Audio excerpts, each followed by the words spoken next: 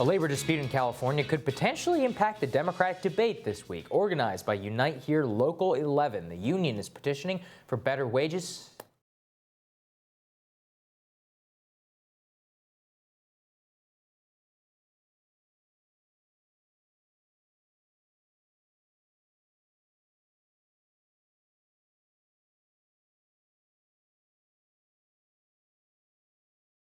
A labor dispute in California could potentially impact the Democratic debate this week. Organized by Unite Here Local 11, the union is petitioning for better wages and benefits. Their demonstrations have been underway since November.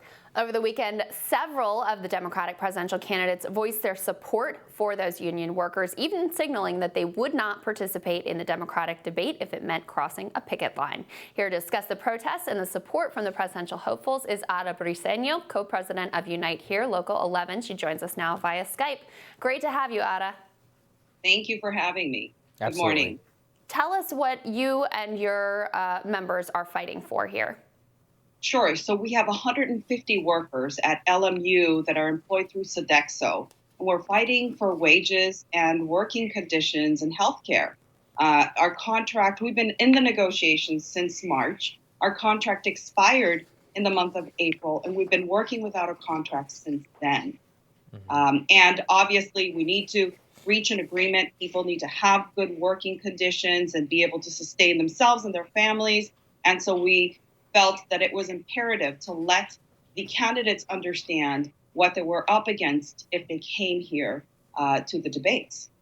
So, Ada, tell us a little bit about not just the demands, but did any of these candidates reach out to you before they expressed solidarity, before they saying that they might not attend the debate? Actually, yes, some of them called to get more information, and we sent them a letter early that morning, and quickly, within 2 hours, 2.5 hours of us sending the letter, most of them were were saying that they are not going to attend the presidential debate. That's interesting. So it was yeah, fantastic. what does it mean for your fight to have that solidarity from at least some of the Democratic contenders? Well, we felt it was crucial.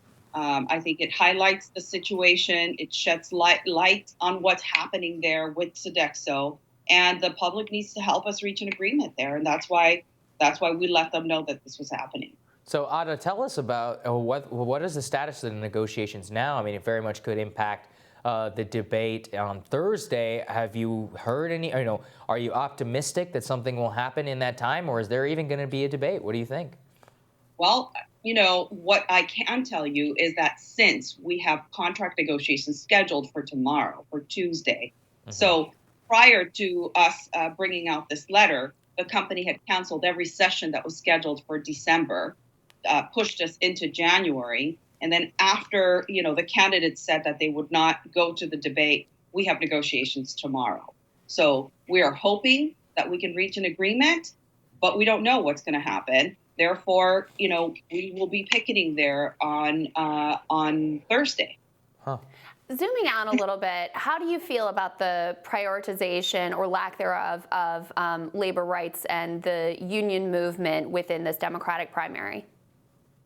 Well, look, I feel very, it's great to see that they stood up and that they said, all of them, right? Everybody who's going to be, who's scheduled to be on that debate floor said, we will not cross a picket line, which was imperative. It shows where we're at in a moment right now, and that workers have got to be front and center. We represent women and immigrant workers who are, who make the money for these large multi-million-dollar corporations.